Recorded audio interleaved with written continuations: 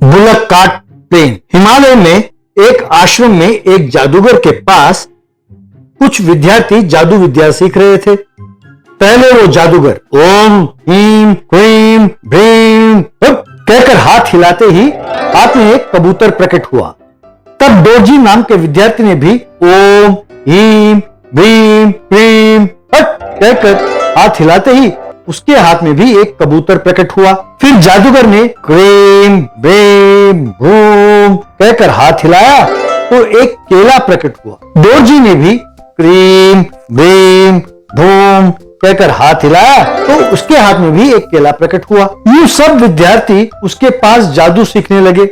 एक दिन वो जादूगर, विद्यार्थियों, आज तुम्हारी शिक्षा संपूर्ण हुआ। आप लोगों ने 18 साल खूब मेहनत करके सीखा है। अब आप लोग भी मेरी तरह सब जादू जानते हैं। मैं उम्मीद करता हूँ कि इस विद्या को आप लोग समाज के हित में ही प्रयोग करेंगे और लोगों की भलाई के लिए ही उपयोग करते हुए मेरे लिए अच्छा नाम कमाएंगे। आप लोग ये शपथ लें कि गलती से भी इसे स्वार्थ के लिए या पैसों के लिए प्रयोग नहीं करेंगे। कहकर हाथ आगे किया। यूं सबने अपना हाथ आगे बढ़ाया और शपथ लिया। यूं डोरजी अपने गांव लौटा। इतने सालों बाद उसे लौटे देखकर माँ बाप और उसके छोटे भाई सब खुश हुए। उसके छोटे भाई का नाम था डोंगरे। मुझे माफ करें, मैं जिंदगी में कुछ हासिल करने के लिए घर छोड़कर चला गया था। शहर में एक सज्जन के घर में रहकर मेहनत करके पढ़ाई की। वहीं मुझे एक छोटी सी नौकरी भी मिली। एक दिन वो अपने बैलगाड़ी पर रेलवे स्टेशन पहुंचा।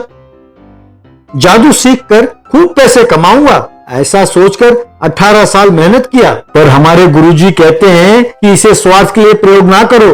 कोई भी विद्या पैसे कमाने के लिए ही तो सीखते हैं। मेरे पिताजी ने इस बैलगाड़ी को जिंदगी भर चलाया पर 1 रुपया भी नहीं कमाया। अब कोई लाभ नहीं, मुझे अपना काम शुरू कर देना चाहिए, ऐसा उसने सोचा। तभी एक व्यक्ति वहां आकर, बेटा गांव चलोगे? कितना लोगे? अपने जादुई शक्ति से डोरजी ने जान लिया कि वो कौन है। आइए आइए बैठिए, मैं जानता हूँ कि आप हीरे के व्यापारी हैं और हमारे गांव में हीरे डिलीवरी करने आए हैं। ये सोचकर कि बैलगाड़ी में जाएंगे तो किसी को शक नहीं होगा आप मेरे पास आए हैं। आपके हाथों में हीरे के बक्से हैं ना, आप चिंता ना करें। आइए आइए, आप निश्चिंत होकर बैठिए। अरे वाह, तुम तो बहुत होशियार हो। सब यूं बता रहे हो जैसे देखा हो। चलो चलो, तुम्हें ज्यादा पैसे दूंगा, तुम मुझे अच्छे लगे। थोड़ी दूर जाने के बाद डोरजी ओम भीम क्रीम कहते ही बैलगाड़ी हवा में उठी और उड़ने लगी। ये देखकर हीरों का व्यापारी डर कर, अरे बाप रे, ये क्या, ये हवा में क्यों उड़ रही है? भाई मुझे डर लग रहा है, उतारो इसे, नीचे उतारो भाई, कहकर चिल्लाने लगा। क्यों, तुम मुझे नहीं जानते? जान प्यारी हो तो हीरे वहां रख दो, वरना नीचे धकेल कर मार डालूंगा। यदि दोबारा इस गांव में आए या किसी से कुछ कहा तो मार डालूंगा, खबरदार, कहकर उसे डराया। वो डर के मारे बक्से को गाड़ी में ही रख दिया। दोबारा मंत्र पड़ा तो वो गाड़ी जमीन पर उतरी। बाद में हीरे का व्यापारी जान बचाकर वहां से भाग गया। उस दिन से लोगों को चढ़ाकर हवा में उड़ाकर उन्हें डराकर पैसे लूटने लगा। उन पैसों से दारू पीना, जुआ खेलना और अय्याशी करने लगा। एक दिन डोंगरे को अपने बड़े भाई के पलंग के नीचे बहुत सारे पैसे और हीरे जवाहरात दिखाई दिए। ये देखकर वो चकित रह गया। भैया तो छोटी नौकरी करते हैं, पर इतने सारे रुपए उन्हें कहां से मिले? कहीं कोई जुर्म तो नहीं कर रहा? एक दिन वो अपने भाई का पीछा करने लगा। बाद में अपने भाई को गाड़ी को हवा में उड़ाकर यात्रियों को डराकर पैसे लूटते हुए देखकर दंग रह गया। क्या करे ना समझ पाकर वो दुखी हुआ। एक दिन जादूगर डोंगरे से आकर मिला। बेटा, तुम्हारे भाई को जादू सिखाकर मैंने गलती की। मैं नहीं जानता था कि वो 18 साल जादू की विद्या सीखकर यूं गुनहगार बनेगा। ऐसे स्वार्थी के पास ऐसे जादुई शक्ति का होना बहुत खतरनाक है। मैं जैसा कहूँ तुम वैसा करो, कहकर क्या करना है बताया और एक बोतल उसके हाथ में दिया। फिर उसे मंत्र पड़ा। उसके बाद डोंगरे अपना बेस बदलकर बैलगाड़ी के पास गया। जादूगर की मंत्र शक्ति के कारण डोरजी अपने भाई को पहचान नहीं पाया और उसे बिठा कर ले गया। थोड़ी दूर जाने के बाद अपनी जादुई शक्ति से गाड़ी को हवा में उड़ाकर, तुम कौन हो मैं नहीं जानता, चुपचाप तुम्हारे पास जो पैसे हैं यहाँ रख दो वरना नीचे धकेल कर मार डालूंगा। अरे नीच, जानते हो मैं कौन हूँ? तुम्हारा छोटा भाई हूँ। बेचारा वो जादूगर तुम पर भरोसा करके इतनी अच्छी विद्या दिया और तुम लोगों को परेशान करते हो। अब वक्त आ गया है कि तुम अपनी विद्या भूल जाओ, कहकर बोतल का पानी उस पर छिड़का। बस उसमें से एक लौ प्रकट हुआ। फिर गाड़ी जमीन पर उतरी। बाद में दोरजी की बहुत कोशिश करने पर भी एक भी मंत्र उसे याद नहीं आ रहा। इससे डरकर दोरजी, मुझे माफ करना मुन्ना, लालच में आकर मैं पाप कर बैठा। मुझे ये जादू वादू कुछ नहीं चाहिए। आज से मैं भी आप सबकी तरह मेहनत करके पैसे कमाऊंगा। यूं वो बैलगाड़ी चलाते हुए मेहनत के साथ पैसे कमाने की आदत डालने लगा। Sleeper bus. एक गांव में सुभाष नाम का आदमी ट्रैवल बस चलाया करता था। वो एक दिन अपने असिस्टेंट छोटू से, रे, हमारे रात वाले बस के बेचारे प्रयाणिकों को बिना नींद के सफर करना पड़ रहा है।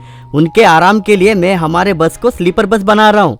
भाव भी ठीक ठाक ही लगा रहा हूँ। कहा, सर, इन गाँव वालों के लिए कुछ अच्छा करने के चक्कर में कहीं आपके साथ बुरा ना हो जाए। कहीं ऐसा ना लगे कि लंगूर के हाथ में अंगूर दे दिया हो। सोच लीजिए।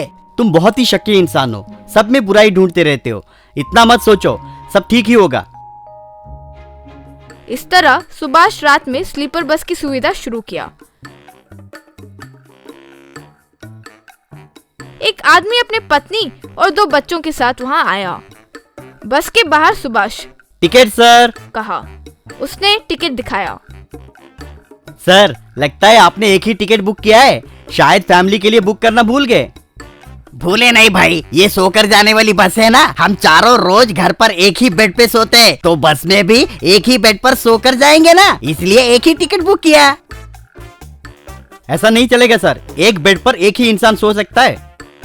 ये सुनकर वो आदमी, क्या बात कर रहे हो? तुम्हारे टिकट के पैसों की वजह से हमारे प्यारे से परिवार को अलग कर दोगे? हाँ, बाजू हटो, कहकर उसके बस में चढ़ गया। सुभाष ने अपना सर पकड़ लिया। एक आदमी एक बिस्तर को उठाकर लाया। ये बिस्तर किस लिए सर? मुझे दूसरों के बिस्तर पर नींद नहीं आती, इसलिए खुद का बिस्तर उठा कर ले आया हूँ। बिस्तर लगाने के लिए अंदर जगह नहीं है सर, कहा। नखरे कर रहे हो क्या? स्लीपर बस बोलते और सोने के लिए जगह भी नहीं है। मैंने टिकट खरीदा है, मुझे सोकर ही जाना है बस। इतने में छोटू वहाँ आकर, सर, एक काम कीजिए, बस के ऊपर बिस्तर लगाकर सो जाइए। ठंडी हवा में बहुत अच्छी नींद आएगी। ठीक है, कहकर बस के ऊपर ही बिस्तर लगाकर सो गया। सुभाष दंग रह गया। बस चलने लगी। अंदर एक मोटा आदमी खराटे ले रहा था। उस आवाज की वजह से बाकी लोगों को नींद नहीं आ रही थी। एक आदमी आकर उसे उठाया। हाय, इसे क्या अपना घर समझा है? पब्लिक प्लेस है, इतने खराटे लोग हैं तो दूसरे कैसे सोएंगे? कहा। पैसे देकर ये बिस्तर को किराए पर लिया है, जैसे मेरी मर्जी वैसे सोऊंगा। पूछने वाले तुम होते कौन हो? कहा। उसने फिर ये मोटे आदमी को एक दे मारा। इस तरह दोनों बस में एक दूसरे पर कूद कूद कर लड़ाई करने लगे। सुभाष आकर उन्हें रोका। दूसरे प्रयाणिकों को कान में डालने के लिए रूही दिया। सुभाष को पहले ही दिन समझ आ गया कि ये सर दर्द वाला काम होने वाला है। एक सुबह एक आदमी सुभाष के बुकिंग काउंटर पर आकर, तुम्हारे बस में एसी अच्छे से काम कर रहा है ना, वरना मेरे एम्प्लॉय चैन की नींद नहीं ले पाएंगे। बहुत अच्छी तरह से काम कर रहा है सर। गद्दे तो नरम है ना, वरना हमारे एम्प्लॉय बुरा मान जाएंगे। कहा। एकदम नए बेड से सर। वैसे अपने एम्प्लॉइज का इतनी अच्छी तरह से ध्यान रख रहे हो। आप बहुत अच्छे इंसान हो सर। उनका नाम बताइए, टिकट्स बुक करता हूँ। राजा, एज 5 इयर्स। रानी, एज 4 इयर्स। 4-5 साल के बच्चे कैसे एम्प्लॉइज हैं? लगता है वो इनके बच्चे हैं। प्यार से या कोई कारण से एम्प्लॉइज बुला रहे होंगे। उस दिन रात को वो आदमी एक शेर और एक चिंपांजी को उस बस के पास लेकर आया। सुभाष चकित होकर, ये क्या है सर? कहा। ये शेर है, इसका नाम राजा, उम्र 5 साल। वो चिंपांजी है, उसका नाम रानी और उम्र 4 साल। ये मेरे सर्कस में काम करते हैं, यानी मेरे एम्प्लॉइज हुए ना। इन्हें छुट्टियों में शहर भेज रहा हूँ। कहकर उनके साथ बस में चढ़ा। सुभाष का सर चकरा गया और वो नीचे गिर पड़ा। बस में शेर और चिंपांजी को उनके बर्थ पर लेटाया। ये देखकर बाकी प्रयाणिक डर कर भागने लगे। अगले दिन से सुभाष ने स्लीपर बस चलाना ही रोक दिया। सुभाष छोटू से, तुमने सही कहा था, इन गांव वालों के लिए हमारा पुराना खटारा बस ही ठीक है। गड्ढों पर उछलेंगे तो ही इन्हें अच्छे से नींद आएगी।